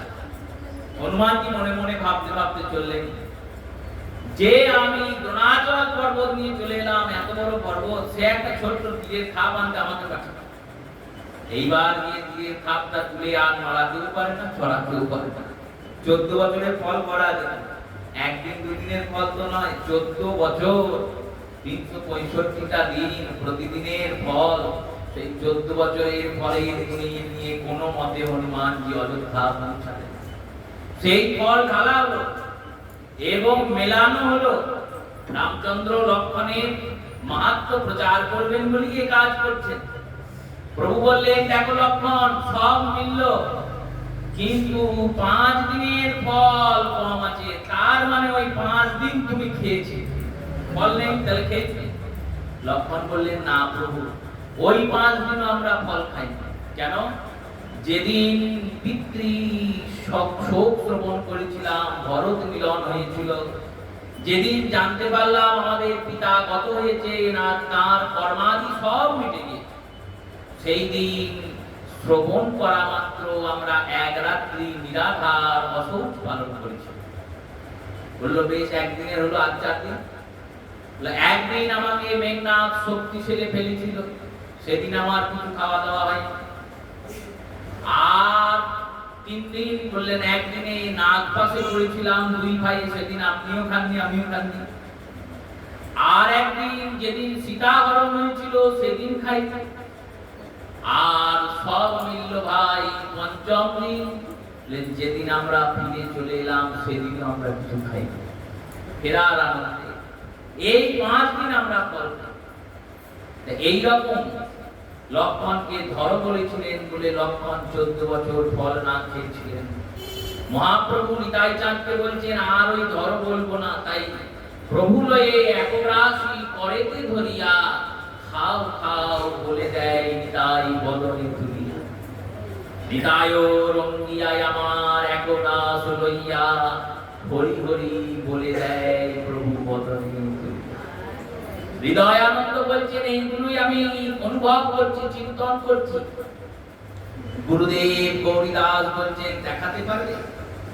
হৃদয়ানন্দ বললেন যদি গুরুদেবের কৃপা হয় তাহলে অবশ্যই দেখাতে পারে। হৃদয় চিরে যেমন হনুমানজি সীতারামের দর্শন করিয়েছিলেন, তেমনি হৃদয় চৈতন্য নাম হলো না। এই কারণে হৃদয় আনন্দ নিজের হৃদয়ে মহাপ্রভু নিতাই চাঁদের সেই বিলাস দর্শন করালেন গুরুদেব। এইটাই অনুভব। ভোগের সময় চিন্তন করতে হয় প্রভু সেবা গ্রহণ করছে। তিনি বসে বসে চিন্তা করছেন, চিন্তা করার পর চোখ খুলেছেন। চোখ খুলে দেখছেন ছোট্ট গৌর বসে বসে অন্ন গ্রহণ করছে। যেই দেখেছেন চিন্তা করলেন ছেলেটা এসে সব খেয়ে নিল, আমার গোপালের সেবা হলো না। চিৎকার করছেন, বলছেন এ তুই কোথা থেকে এলি, তোকে কে ডাকলো? মহাপ্রভু বলছেন তুমিই তো ডাকলে। তুমি যদি এরকম করে প্রাণ ভরে ডাকো আমি কি না এসে থাকতে পারি? তুমি ডেকেছো, আমি চলে এসেছি। বহু সুন্দর কে বলছেন আরে মিশ্র পুরন্দর, তোমার বাড়িতে এরকম চঞ্চল ছেলে আছে জানলে আমি আসতাম না। এত চঞ্চল, আমার ঠাকুরের ভোগ খেয়ে নিল। ঠাকুরের ভোগ হওয়ার আগে তোমার ছেলে এসে খেয়ে নিল। পুরন্দর মিশ্র সচিমা বিশ্বরূপ সবাই ছুটে এসেছে, ঈশান নাগর ছুটে এসেছেন। ঈশান নাগর এসে বলছে ও নিমাই দাদা তুমি করছো কি? এরকম করতে নেই। দেখো ঠাকুরের ভোগ হয় তারপর প্রসাদ আমরা সবাই পাবো, তুমি ভোগ হওয়ার আগেই খেয়ে নিচ্ছ। মহাপ্রভু বললেন আরে আমাকেই তো এই ব্রাহ্মণ ডাকলো, বারবার গোপাল গোপাল গোপাল গোপাল করে ডাকছে, তা আমাকেও সবাই গৌর গোপাল করে। আমি ভাবলাম হয়তো আমাকেই ডাকলো, তাই আমি এসেছি আর আমি এসে সেবা করছি। পুরন্দর মিশ্র ব্রাহ্মণের হাতে পায়ে ধরছেন, অভিমান করবেন না, ক্রোধ করবেন না, রাগ করবেন না, আমি আবার সব ব্যবস্থা করে দিচ্ছি। আপনি আরেকবার কৃপা করে ভোগ লাগিয়ে প্রভুকে সেবা। আবার ব্রাহ্মণ রন্ধন করলেন। রন্ধন করার পর আবার ডাকছেন হে গোবিন্দ, হে কৃপাময়, হে মধুসূদন, এসো এসে এই ভোগ গ্রহণ করো। চোখ খুলে দেখছেন আবার বহু সুন্দর বসে আছে, আর বসে বসে মনের আনন্দে সেবা করছে। এই দেখে আবার চিৎকার করেছেন। চিৎকার শুনে ছুটতে ছুটতে সচিমা জগন্নাথ মিশ্র এসেছেন, আর এসে গৌরকে ধরে নিয়ে গিয়েছে। বললেন আর একবার কষ্ট করে রান্না করুন। তখন সূর্য অস্তাচলে, সূর্য অস্তের পরে আর তো নিত্য সেবায় অন্নভোগ দেওয়া যায় না, অন্নভোগের নিয়ম আছে। অন্নভোগ কোনো সময় সূর্য অস্তের পর হয়। হ্যাঁ, তাই বলে কি কোনোদিন হবে না? ব্যতিক্রম হলে হবে। গ্রহণ কাল যদি করে যায়, গ্রহণ এমনই করেছে যে একবারে সূর্য অস্তের 1 ঘন্টা পার করেই গ্রহণ করে গেছে, আর অস্ত অব্দি গ্রহণ। তখন ওই 1 ঘন্টার মধ্যে যে পারবে করবে, নাহলে যখন গ্রহণ ছেড়ে যাবে তখন করবে।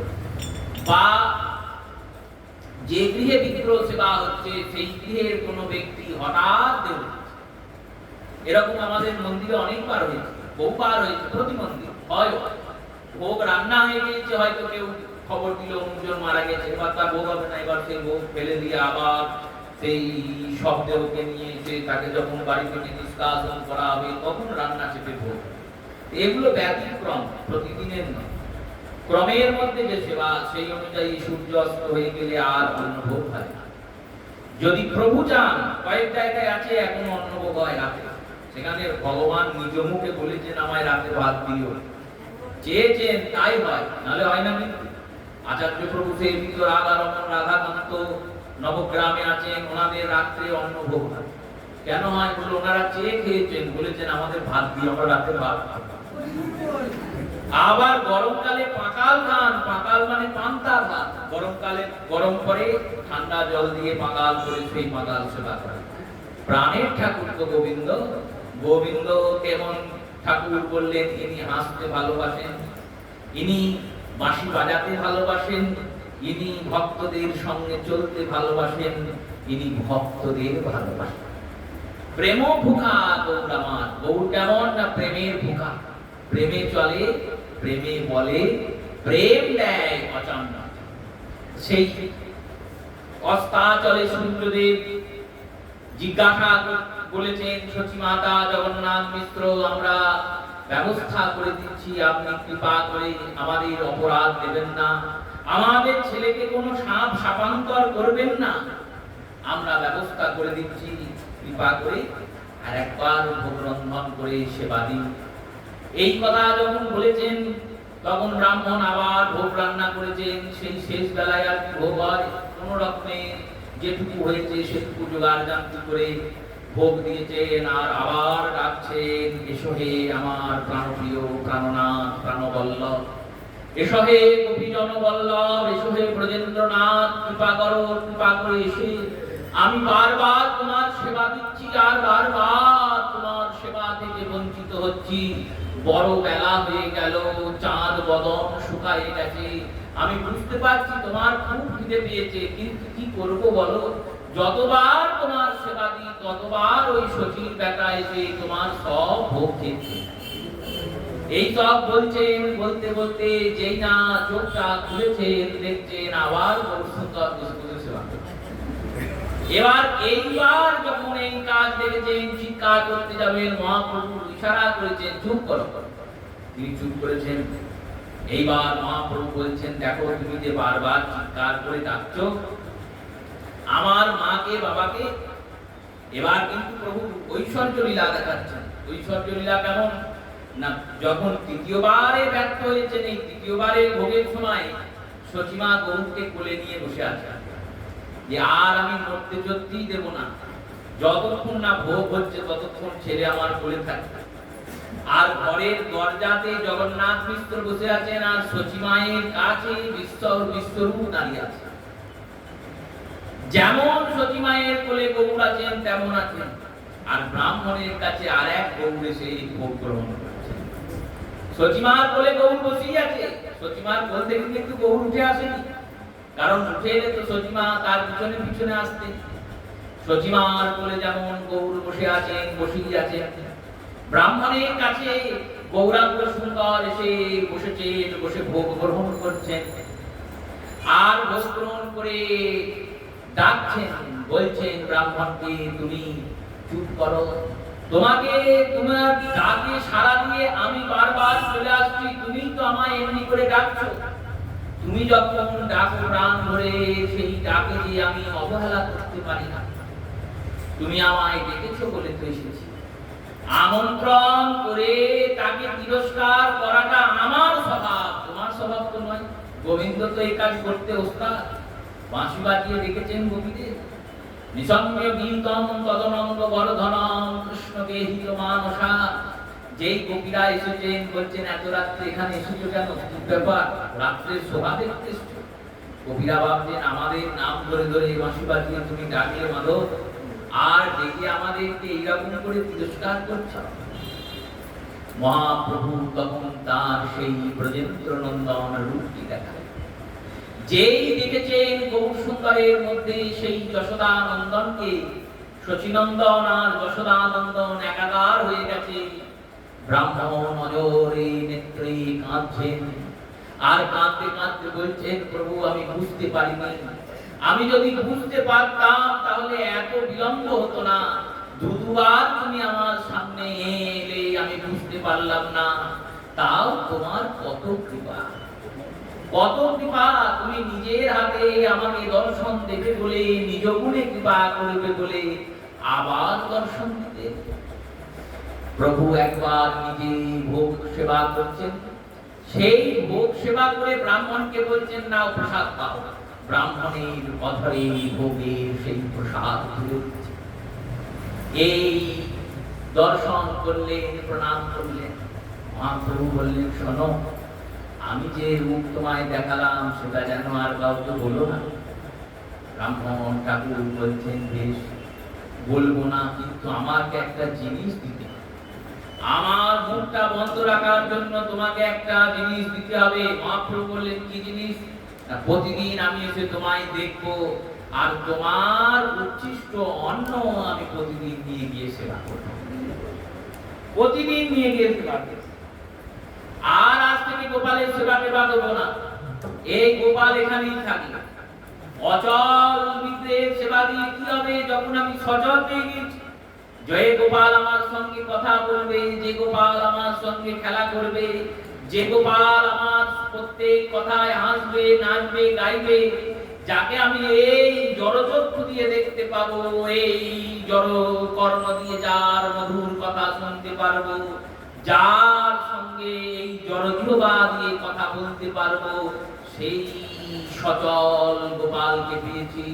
অচলের প্রয়োজনটা কি আছে? তাই ব্রাহ্মণ প্রসাদ পেলেন, সেই প্রসাদের থালা নিয়ে বেরিয়ে এলেন। আসার পর মা সতীকে গৌর কোলে বসে জিজ্ঞেস করছে, এবার আমার খুব খিদে পেয়েছে মা, তোমরা সেই কখন থেকে আমায় না খেতে দিয়ে রেখে দিয়েছো? বলছো ব্রাহ্মণ ঠাকুরের ভোগ হবে তবে খেতে পাবো, দেখো সূর্য অস্তাচলে চলে এসছে, সন্ধে হয়ে গেল, আরে এখন তো খেতে হবে, খাবারটা একটা সময় নিয়ম কানুন আছে। ব্রাহ্মণ দেখছেন মহাপ্রভুকে আর হাসছেন, বললেন, হ্যাঁ ঠিকই বলেছে। আচ্ছা সচিবী, আচ্ছা দেবী, তোমার এই ছোট্ট শিশুটাকে আমি একটু খাইয়ে দেবো। বললেন, এই তো আমাদের অহো সৌভাগ্য। ব্রাহ্মণ কোলে করে গৌরকে বসিয়ে গৌরকে প্রসাদ পাওয়াচ্ছেন, আর কাঁদছেন, আর ভাবছেন, প্রভু তুমি কত দয়াময়, আর কত ভাগ্যবান এই নবদ্বীপের লোক। এমনি এমনি তো লেখেননি, কলমটা তো এমনি এমনি দেননি চরিতামৃতে, চৈতন্য ভাগবতে। নবদ্বীপ হেনগ্রাম ত্রিভুবনে নাই, যাহি অবতীর্ণ হলেন চৈতন্য গোসাই। নবদ্বীপের মতো ধাম নেই, কেননা এখানে গৌর এসেছে। এই গৌর লীলা কেমন লীলা জানেন? এই লীলার আদি অন্ত নাই। সারা জীবন বৃন্দাবনে ভজন করছেন জগন্নাথ দাস বাবা, শঙ্কু চাকা হয়নি। সারা জীবন বৃন্দাবনে ভজন করছেন বৃন্দাবন দাস বাবা, শ্রী জগন্নাথ দাস বাবা। আর সারা জীবন ভজন করার পর যখন 100 বছরের কাছাকাছি আয়ু হয়ে গেছে, তখন উনি শিষ্যকে বলছেন, বংশীকে বলছেন, বিহারীকে বলছেন, বিহারী আমাকে নিয়ে নবদ্বীপ। বৃন্দাবনের সব গোসাইরা এসে বাবাকে বলছেন, হঠাৎ এইরকম মন করলেন কেন? লোকে বৃদ্ধ বয়সে এসে বৃন্দাবনে বাস করে, ব্রজে বাস করে। নবদ্বীপ থেকে সবাই চায় আমরা ব্রজে গিয়ে থাকবো, বৃদ্ধ বয়সে গিয়ে জীবনের শেষ দিনটা রাধা কৃষ্ণের চরণে কাটিয়ে দেবো, সেই রাধা গোবিন্দের চরণে কাটিয়ে দেবো, এই চিন্তা করে সবাই। আর আপনি কিনা এই বয়সে, এই বৃদ্ধ বয়সে বলছেন নবদ্বীপ যাব। জগন্নাথ বাবা বলছেন, শোনো, এই বৃন্দাবনে ভজন করতে গেলে অনেক সাবধানে ভজন করতে হয়। এখানে প্রতি পদে পদে অপরাধ, আর অপরাধ করলে দণ্ড পেতে হয়। ছোট্ট গোপাল 5 পয়সার কলসি ভেঙেছে বলে মা যশোদা তাকে দড়ি দিয়ে বেঁধে রেখে দিয়েছে, একটুখানি অপরাধ করেছে বলে। আর বহু সুন্দর সচিমাকে 2 নয়নের জলে ভাসিয়ে দিয়ে সন্ন্যাস নিয়ে চলে গিয়েছেন, তাও সচিমা কোনো শাসন করে। তাই নবদ্বীপে কোনো শাসন নেই, নবদ্বীপে শুধুই প্রেমের আগমন গমন, প্রেমের বিতরণ, প্রেম ভান্ডার মুখে মুখে খাও। নিতাই চাঁদ এখানে হরিলুট বেলাচ্ছেন, সেই হরিলুট বিলাসস্থলী নবদ্বীপেই চলো। এই নবদ্বীপ হেন গ্রাম ত্রিভুবনে নাই, জানে অবতীর্ণ শ্রী চৈতন্য প্রসাদ। প্রভুর বাল্যলীলার বিস্তার হচ্ছে, ধীরে ধীরে শশীকলার ন্যায় মহাপ্রভু বড় হচ্ছেন। যথা সময়ে বিদ্যারম্ভ সংস্কারে হাতে করে দিয়েছেন পিতা জগন্নাথ মিশ্র বহু সুন্দরকে। মহাপ্রভুর বিদ্যারম্ভ হয়েছে। একদিন দাদা বিশ্বরূপ বাড়ি আসতে দেরি করছে দেখে সচিমা বলেছেন, গিয়ে দাদাকে ডেকে নিয়ে। ছোট্ট গৌর ছুটতে ছুটতে দাদার কাছে চলে গিয়েছে। বিশ্বরূপ আছেন কোথায়? না, বিশ্বরূপ আছেন অদ্বৈতের কোলে। অদ্বৈত আচার্য প্রভু চতুষ্পাটিতে বিশ্বরূপ আর তার মামার ছেলে লোকনাথ, এনারা দুজনে অধ্যয়ন করছে। আর আচার্য প্রভু শ্রীমদ্ ভগবত গীতার পড়াচ্ছেন। শ্রীমদ্ ভগবত গীতা পড়াতে পড়াতে গীতার তৃতীয় অধ্যায়ে আচার্য প্রভু উপনীত হয়েছেন, অধ্যয়ন করাচ্ছেন। অধ্যয়ন করতে করতে পৌঁছেছেন সেই স্থানে, যখন অর্জুন জিজ্ঞেস করছে ভগবানকে, হে প্রভু তুমি কখন আসো? এই কখন আসো যখন বলেছেন, তখন ছোট্ট গরু নিয়ে সেখানে উপস্থিত হয়েছে। আর উপস্থিত হয়ে ওই চতুষ্পাটির মাঝে উপস্থিত। চতুষ্পাটির সঙ্গে বিদ্যালয়ের ব্যবস্থার একটু পার্থক্য ছিল। কেমন পার্থক্য? বিদ্যালয়ে কি হয়, সবাই বেঞ্চিতে সারিবদ্ধভাবে বসে থাকে শিক্ষকের দিকে তাকিয়ে। আর শিক্ষক এক জায়গায় বসে ব্ল্যাকবোর্ডে বা কোনো বোর্ডে কিছু পড়িয়ে দেয়, বুঝিয়ে দেয়, সেটাকে মুখস্থ করে আসলে পরের দিন সেটাই হয়। চতুষ্পাটিতে কিন্তু এরকম করে বসানো ছিল না। চতুষ্পাটিতে গুরুদেব বা শিক্ষক তিনি বসতেন মাঝখানে, আর তার চারিদিকে গোলাকারে চক্রাকারে ছাত্ররা বসতেন। আর যেটাকে পড়ানো হতো সেই বিষয়ে পরের দিন ছাত্ররা সরাসরি শিক্ষককে প্রশ্ন করত যে এইটার পরে এটা কেন এলো, এই বিভক্তির পর এই বিভক্তির কেন প্রয়োগ হলো। এই প্রশ্নের মাধ্যমে কি হতো বললো, তাদের জ্ঞানের বিস্তার। সেই রূপে চতুষ্পাটিতে চারিদিকে ছাত্ররা বসে আছেন, মাঝখানে আচার্য প্রভু অদ্বৈত প্রভু বসে আছেন, আর তার মাঝে গিয়ে গৌর সুন্দর দাঁড়িয়েছেন। সেই সময় আচার্য প্রভু গীতার প্রবচন দিচ্ছেন। প্রবচন দিতে দিতে সেই স্থানে উপনীত হয়েছেন আর ওদিকে নিমাই বিশ্বম্বর মহাপ্রভু গৌর সুন্দর। তিনি গিয়ে বলছেন, তুমি জানো না? শোনো, যদা যদা হি ধর্মস্য গ্লানির্ভবতি ভারত অভ্যুত্থানং অধর্মস্য, এই যে শ্লোক, পরিত্রাণায় সাধনায় বিনাশায় দুষ্কৃতাম ধর্ম সংস্থাপনার্থায় সম্ভবামি। এই সম্ভবামি যেই বলেছেন, নিজের দিকে আঙুলটা করেছেন, সম্ভবামি যুগে যুগে। আচার্য প্রভু মহাপ্রভুকে হাত জোর করে প্রণাম। ছাত্ররা দেখছেন আর ভাবছেন, এই কাজ করছেন কেন আমাদের গুরুদেব? অদ্বৈত প্রভুর মতো একজন মহাবল পণ্ডিত শেখর, তিনি কেন প্রণাম করছেন ছোট্ট বালক নিমাইকে? কেউ বুঝতে পারছে না। প্রভু আসছেন, অদ্বৈত আসছেন। বিশ্বরূপ ছোট নিমাইয়ের সঙ্গে বাড়ি ফিরেছেন। ফিরে বলছেন, জানো না আমাদের ছোট নিমাই কি সুন্দর গীতা শ্লোক বলে দিল, ওকে তো পড়ানো হয়নি, জানানো হয়নি, ও বুঝলো, জানলো কি করে? নিমাইয়ের এই প্রতিভা শুনে জগন্নাথ মিশ্র বলছেন, আমরা গীতা পড়ি তো বাড়িতে, হয়তো শুনতে শুনতে মুখস্থ করে ফেলেছি। মুখস্থ করেছে মানে কি করে করিল? যেটা যেখানে বলা দরকার সেটার ক্ষমতা কি করে ওর মধ্যে এলো? এই সব নানা কথাবার্তা চলছে। আচার্য প্রভুর সান্নিধ্যে থাকতে থাকতে বিশ্বরূপের মধ্যে বৈরাগ্য জেগেছে। তিনি চিন্তা করেছেন, সংসারে থাকলে আমার কৃষ্ণ ভজন হবে না। একটা বৃক্ষের ফুল যদি চিন্তা করে আমি গৌর চরণে যাব, তাহলে বৃক্ষের ফুলটাকে সবার আগে চিন্তা করতে হয়, গৌরের চরণে যেতে গেলে আমাকে এই বৃক্ষকে ত্যাগ করতে হবে।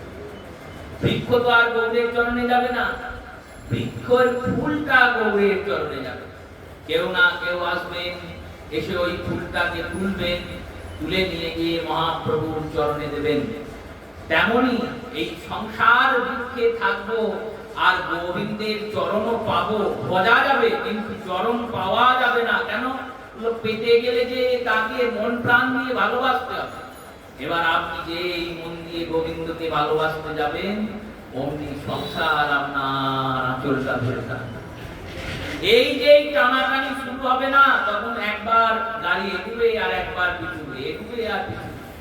বৈরাগ্যতা না থাকলে, একমাত্র যদি অনাসক্ততা থাকে, অন্তরে কৃষ্ণ প্রেম বাধ্যে লোক ব্যবহার, অচিরাত কৃষ্ণ তারে করিবে উদ্ধার।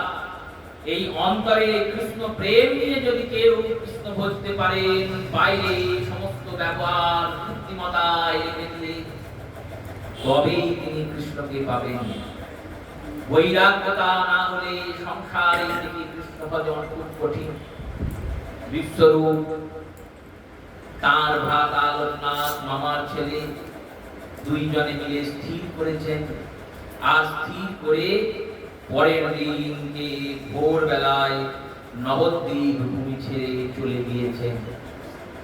খোঁজ খোঁজ খোঁজ খোঁজ সবাই খুঁজছে কোথায় গেল বিশ্বরূপ, কোথায় গেল।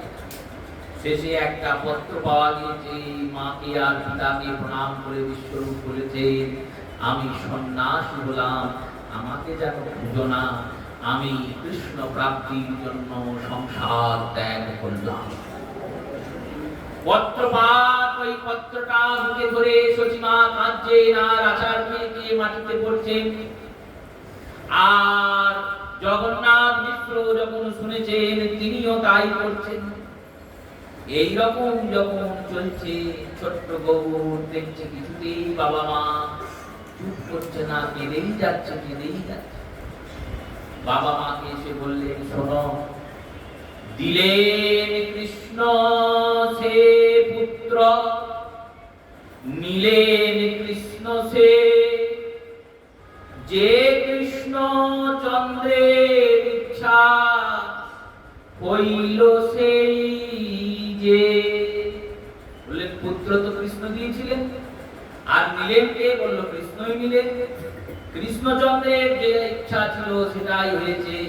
তাই মা, পুত্র পুত্র বলে কেঁদো না, কারণ পুত্র পুত্র বলে কাঁদলে তুমি পুত্র হারাবে, আর কৃষ্ণ বলে কাঁদলে পরে তবে কৃষ্ণ পাবে। তাই মা বাবাকে সান্ত্বনা দিলেন। মিশ্র পুরন্দর দিনরাত পুত্রের জন্য শোকে শোকাকুল।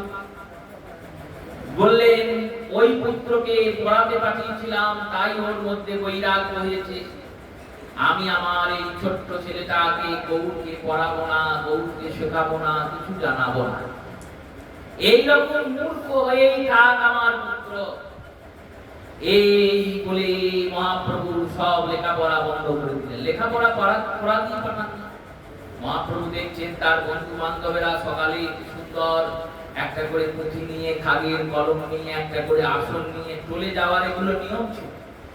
একটা কুশের আসন, কুশের আসনের ভেতরে তাল পাতার কটা পুঁথি, তার সঙ্গে একটা দুটো খাগের কলম, আর ছোট্ট ছোট্ট জায়গাতে দুটো কালি, দোয়াতের কালি, এই নিয়ে গিয়ে চলেছে কালি গুলে খাগের কলমে কালিকে মেখে ওই লিখতে হতো তাল পাতায়। যখন লিখতে লিখতে লিখতে লিখতে শিখে যেত, তখন তাদের ভালো করে পুঁথি দেওয়া হতো, সেই পুঁথিতে তারা লিখত। মহাপ্রভুর হস্তাক্ষর, প্রভুর হস্তাক্ষর কত সুন্দর জানেন? এত সুন্দর হস্তাক্ষর দেখলে মনে হবে দেখেই যায়, দেখেই যায়, দেখেই যায়। যেমন বহু সুন্দর সুন্দর, তার হাতের লেখাটাও তেমন সুন্দর। ভরতপুর শ্রীপাঠে পণ্ডিত গদাধরের যে গীতা, সেই গীতাতে গৌরাঙ্গ সুন্দরের হস্তাক্ষর, হাতের লেখা। অম্বিকা কাল্লায় গৌরীদাস পণ্ডিতের যে গীতা, সেই গীতাতে মহাপ্রভুর হস্তাক্ষর, হাতের লেখা, গদাধরের হাতের লেখা। কত সুন্দর, দেখলে মনে হয় দেখেই যায়, এত সুন্দর। অলৌকিক, অপ্রাকৃত, প্রাকৃত নয়। বহু পণ্ডিতজন এসে ওই হস্তাক্ষর এখনো উদ্ধার করতে পারেননি ওটা বাংলা ভাষা না সংস্কৃত ভাষা না কি ভাষা। লেখাগুলো সব বাংলার উপর, কিন্তু উচ্চারণ কি সংস্কৃত না বাংলা না অন্য কোনো ভাষা কিছুই বোঝা যায় না। সেই রূপে প্রত্যেক বন্ধুরা যাচ্ছে, ছোট্ট ছোট্ট ছেলেরা মহাপ্রভুর ইচ্ছা করছে আমিও চলে যাব। বাবাকে এসে বলছেন আমাকে তোলে ভর্তি করে দাও, আমিও পড়াশোনা শিখব। বাবা বলছেন না না, পড়াশোনা শিখলে তুমি কৃষ্ণ কৃষ্ণ বলে তুমিও সন্ন্যাসী হয়ে যাবে, পড়াশোনা শিখতে হবে। বাড়িতে মূর্খের মতোই থাকো, বাড়ির কাজ কর্ম করো, গাছে ওঠো, ফল পারো, যা করবে করো, পড়াবো না তোমাকে। এই করছেন। মহাপ্রভু দেখলেন এরা এমনিতে আমাকে পড়াবে না, কি করলেন না, প্রভু একদিন যেখানে সবাই আস্থা করে মাটির হাঁড়ি কলসে ফেলে দেয়, সেই মেঠো হাঁড়ির উপরে গিয়ে বসে পড়লেন আর কুকুরদের সঙ্গে খেলা করতে শুরু করলেন। প্রভু একটা কুকুর নিয়ে এসেছেন গঙ্গা ঘাট থেকে, সেই কুকুরটাকে নিয়ে এসে খুব তার সঙ্গে খেলছেন, দুলছেন, তাকে খাওয়াচ্ছেন। এই সব যখন করছেন, সচিমা গিয়ে বলছেন আরে কি বলেছিস, উচ্ছিষ্টের হাঁড়ি এঁটো হাঁড়ির উপর গিয়ে বসেছিস, গোটা কাপড় চোপড় সব একটু হয়ে গেল, ওই এঁটো কাপড়ে তুই ঠাকুর ঘরে ঢুকবি, কুকুরকে ঘাঁটছিস। কুকুরের সঙ্গে মানুষের সম্পর্ক বাড়ির বাইরে। গৃহপালিত পশু গৃহে পালন করা যায়, কিন্তু গৃহপালিত পশু মানে গৃহের ভিতরে পালন নয়। কুকুরের স্থান হচ্ছে দরজার বাইরে, আর গরুর স্থান হচ্ছে গোয়ালে। গরুর যার সব অঙ্গ পবিত্র, গাভীর কোনো অঙ্গ নেই যে অঙ্গ অপবিত্র। এত পবিত্র গাভীকেও সনাতন শাস্ত্রে গোয়াল ঘর করে রাখা হয়। আর এখন ঠাকুর সেবা থেকে কুকুর সেবা বেশি, ঠাকুর সেবা লাভে উপর, কুকুরের সেবা যেন বেশি। যে বাড়িতে কুকুর ঘরে আর কুকুরের লেজের লোম যে বাড়িতে পড়ে, সেই বাড়িতে দেবতারা যান না। শাস্ত্রের বাক্য, সেই রূপে এই শাস্ত্র বাক্যকে মেনে চলতে হবে। তো মানবো না, মানবে না, তোমার ইচ্ছা নাই মেনো না। মহাপ্রভুকে বলছেন তুই এইসব করে ঠাকুর ঘরে ঢুকবি, এইসব করে প্রসাদ পাবি, যা স্নান করে আয়। মহাপ্রভু বলছেন আমি তো এরকমই করবো, কারণ আমি তো জানি না কোনটা সূচি আর কোনটা অসুচি, কোনটা করার নয়। আমাকে কি তোমরা করতে পাঠিয়েছো? এই দুজনের ঝগড়া চলছে। জগন্নাথ মিশ্র এসেছে, চিন্তা করলেন তাই তো, যদি আমার ঘরে এরকম একটা মূর্খ জন্মায় যে কিছুই জানে না কোনটা সূচি কোনটা অসুচি, কোনটা করণীয় কোনটা অকরণীয়, এই যদি জানে লোকে, তখন বলবে কি না জগন্নাথ মিশ্রের ছেলে মহামূর্খ। রাতারাতি প্রভুর উপনয়ন সংস্কারের ব্যবস্থা করে ফেললেন। মহাপ্রভুর উপনয়ন সংস্কার হলো, আর উপনয়ন সংস্কারের পর গঙ্গাদাস পণ্ডিতের টোলে বিদ্যানগরে প্রভু সেখানে যাওয়ার ব্যবস্থা করলেন। বিদ্যানগরে মহাপ্রভু গেলেন গঙ্গাদাস পণ্ডিতের টোলে। সেখানে মহাপ্রভুর অনেকজন বন্ধু হয়েছে। একজন বন্ধুর নাম রঘুনাথ শিরোমণি। আর এইখানে প্রথম গদাধরের সঙ্গে গৌড়ের মিলন হলো। বলিয়ে পণ্ডিত গদাধর ভগবান কি জয়। গৌড় গদাধরের মিলন এখানে হলো। গদাধর করতে আসেন চাপাহাটি থেকে দুই ভাই, গদাধর আর বাণীনাথ। আর মহাপ্রভু প্রতিদিন নবদ্বীপ থেকে বৈদিক পাড়া থেকে বেরিয়ে পোড়ামাকে প্রণাম করে, বুড়ো শিবকে প্রণাম করে প্রত্যেক দিন হাঁটতে হাঁটতে বিদ্যানগরে যান করতে। এইরকম অধ্যয়ন কাল চলছে। আর অধ্যয়ন কাল চলতে চলতে হঠাৎ একদিন পিতা জগন্নাথ মিশ্র পুত্রের শোকে শোকাতুর হয়ে দেবরাকে সচিমা কাঁদছেন, ঈশান কাঁদছে, সমস্ত নবদ্বীপ এসে কাঁদছে আর ভাবছে বাড়িতে চলবে কি করে। প্রভু মাকে সান্ত্বনা দিয়ে বলছেন শোনো মা, কৃষ্ণ নাম যদি করো, কৃষ্ণ নাম তোমায় চালায়। মহাপ্রভু বলছেন, কি বলছেন না বলছেন কৃষ্ণ নামে চলে যে জনা, অসাধ্য সাধন করে সেই জনা। কৃষ্ণ নামে চলে যে জনা, অসাধ্য সাধন করে সেই জনা। কৃষ্ণ নামে চলে যে জনা, অসাধ্য সাধন করে সেই জনা। কৃষ্ণ নামে চলে যে জনা, অসাধ্য সাধন ওই তার থাকে না কোনো ভয়, তার থাকে না কোনো ভয়, সবাই থাকে নির্ভয়। সদাই থাকে নির্ভয়। কৃষ্ণ নামের গুণে সে আর মানে না। কৃষ্ণ নামে চলে যে জনা, অসাধ্য সাধন করে সেই জনা। কৃষ্ণ নামে চলে যে জনা, অসাধ্য সাধন করে সেই জনা। কৃষ্ণ নামে চলে যে জনা, অসাধ্য সাধন করে সেই জনা। অগ্নিকুণ্ডে দিলি যখন ধ্যান থেকে, ঠিক সময়ে তিনি আবার যে বলে তুলে। অগ্নিকুণ্ডে তিনি যখন ধ্যান পেলে, ঠিক সময়ে তিনি আবার ধ্যানকে করে দিলে। এই অগ্নিকুণ্ডে তিনি যখন ধ্যান পেলে, ঠিক সময়ে তিনি আবার যে বলে তুলে। অগ্নিকুণ্ডে তিনি যখন ধ্যান পেলে, ঠিক সময়ে তিনি আবার ধ্যানকে করে দিলে। বলি সঠিক প্রমাণ আমি নিজে, তোকার সাধ্য নাই জানা। সঠিক প্রমাণ আমি নিজে, তোমার সাধ্য নাই জানা। অসাধ্য সাধন করে সেই জনা। কৃষ্ণ নামে চলে যে জনা, অসাধ্য সাধন করে সেই জনা। ওই নামে চলে যে জনা, অসাধ্য সাধন করে সেই জনা।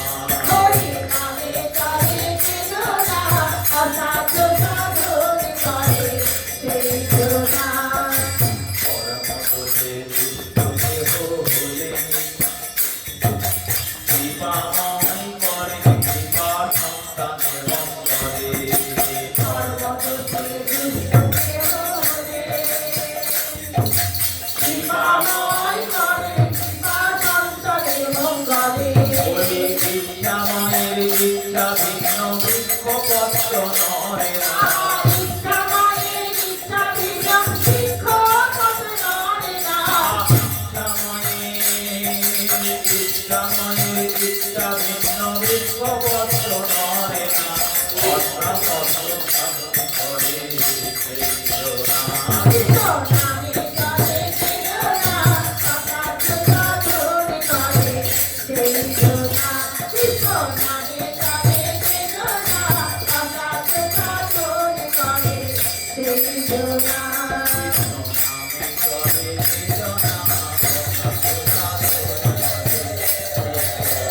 কৃষ্ণ নামে চলে যে জনা, অসাধ্য সাধন করে সেই জনা। কৃষ্ণ নামে চলে যে জনা, অসাধ্য সাধন করে সেই জনা।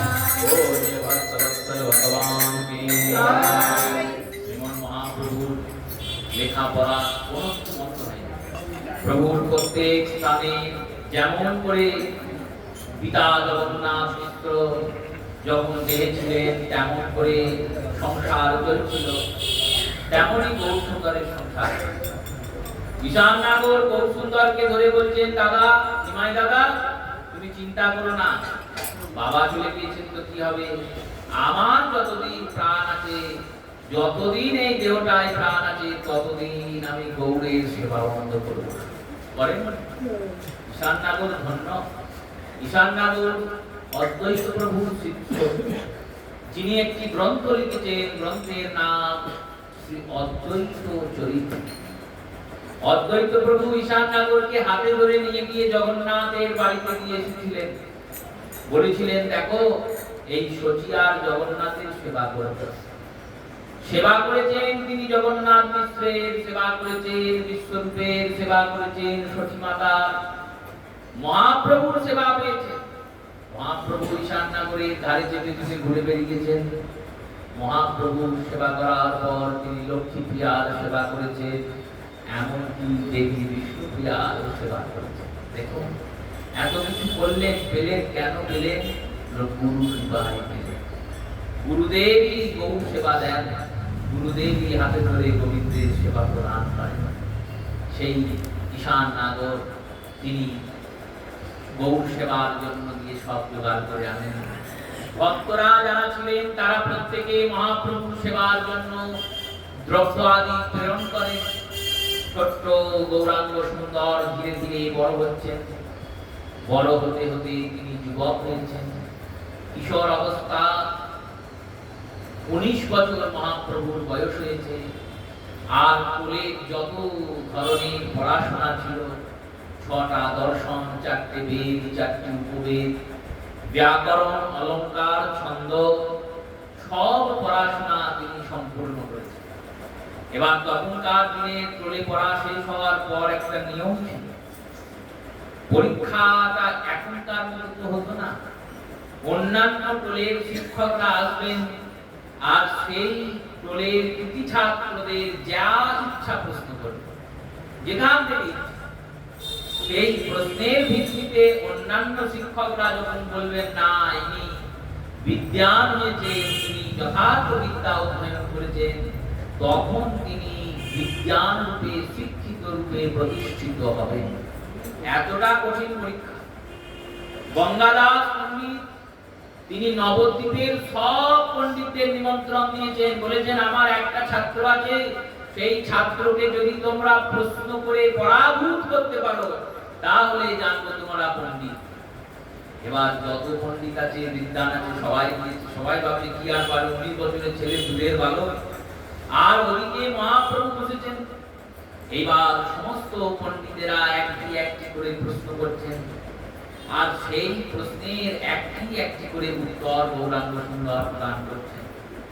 সেই গৌরাঙ্গ সুন্দরের উত্তর শুনে যারা নিরপেক্ষবাদ নিয়ে পাণ্ডিত্য করতেন, সেই নিরপেক্ষ পণ্ডিতগণের মধ্যে দেবানন্দ পণ্ডিত, নিরপেক্ষ পণ্ডিতগণের মধ্যে শ্রী অদ্বৈত আচার্য, নিরপেক্ষ পণ্ডিতের মধ্যে শ্রীবাস পণ্ডিত, শ্রীধর পণ্ডিত আদি অনেক পণ্ডিত যারা ছিলেন নবদ্বীপে, তারা এবং যারা প্রভুকে ঈর্ষা করতেন তারাও সমস্ত যত বিদ্বান ছিলেন সমস্ত বিদ্বান পরিভূত হয়েছেন, পরাজিত হয়ে তারা প্রত্যেকে প্রভুকে বিদ্বান রূপে স্বীকৃত দেননি।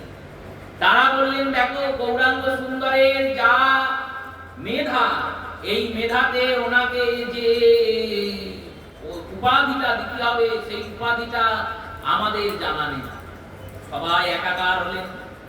একাকার হয়ে বললেন এনাকে কোন স্মৃতি তীর্থ, এনাকে কাব্য তীর্থ, ব্যাকরণ তীর্থ, ন্যায় তীর্থ, পঞ্চতীর্থ এসব দেওয়া যাবে না। এসবগুলো তো আছে, এগুলোর থেকেও এনার মেধা অধিক, তাহলে এনাকে কি উপাধি দেওয়া যায়? সবাই ঠিক করলেন, চিন্তন করলেন, এনার বিদ্যা সাগরের মতো। সাগরের যেমন কোনো আদি নেই, অন্ত নেই, সাগরের যেমন কোনো গভীরতা নেই, গভীরতাকে মাপা যায় না, সেই রকম সুগভীর অপার অসীম বিদ্যা এনার মধ্যে আছে। তাই এনাকে বিদ্যাসাগর উপাধি প্রদান করা হয়। বলি বিদ্যাসাগর মহাপ্রভু। অমিয় নিমায় চরিতে এর স্পষ্ট প্রমাণ। ঈশ্বরচন্দ্র বিদ্যাসাগরের আগে 18 জন ব্যক্তি বিদ্যাসাগর হয়েছেন পশ্চিমবঙ্গের বুকে। তার মধ্যে প্রথম হলেন মহাপ্রভু, আর সর্বশেষ হচ্ছেন ঈশ্বরচন্দ্র বন্দ্যোপাধ্যায়। এবার ঈশ্বরচন্দ্র বন্দ্যোপাধ্যায়ের বিদ্যাসাগর আমরা সবাই জানি, কিন্তু মহাপ্রভু বিদ্যাসাগর এটা নিয়ে কেউ চিন্তাও করি না, জানিও না, জানার চেষ্টাও করি। ইনি হলেন প্রথম বিদ্যাসাগর নবদ্বীপের। বিদ্যাসাগর হয়েছেন বিরাট উন্নতি। এবার গঙ্গাদাস পণ্ডিতের চরণে প্রণাম করলেন। প্রণাম করার পর মহাপ্রভু বললেন গুরুদেব, বিদ্যাসাগর তো আমি হইনি, আমাকে আপনি কৃপা করেছেন তাই হয়েছে, না হলে তো হতাম না। আপনাকে কি দক্ষিণা দান করব? গঙ্গাদাস পণ্ডিত গৌরাঙ্গ সুন্দরকে বললেন তুমি যদি যে বিদ্যা আমি দিলাম, এই বিদ্যা কটি নিমাই?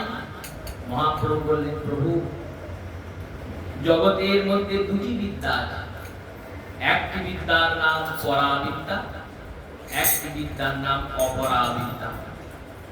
অপরাবিদ্যা কোনটি?